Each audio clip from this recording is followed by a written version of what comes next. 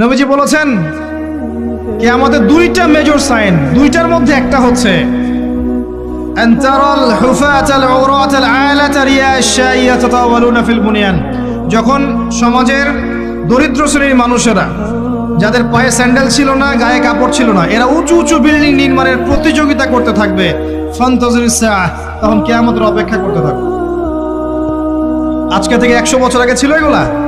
200 বছর আগে ছিল? সুবহানাল্লাহ। আর কোন সাইনের জন্য অপেক্ষা করছেন? তিনি বলেছেন শেষ জামানায় women will dressed but still they will be naked। মহিলারা কাপড় পরবে, তারপরেও তারা নগ্ন থাকবে। আপনি ঢাকার শপিং মলে যান, আপনি দেখেন। আর কোন সাইনের জন্য অপেক্ষা করছেন? শুধু ঢাকা কেন, গ্রামগঞ্জে ছড়িয়ে পড়েছে এগুলো, এখন গ্রামেও ছড়িয়ে পড়েছে। গ্রামে আরো বেশি দেখা গেছে মাশাআল্লাহ। গ্রামে গিয়ে আমরা হতভাগ, সুবহানাল্লাহ।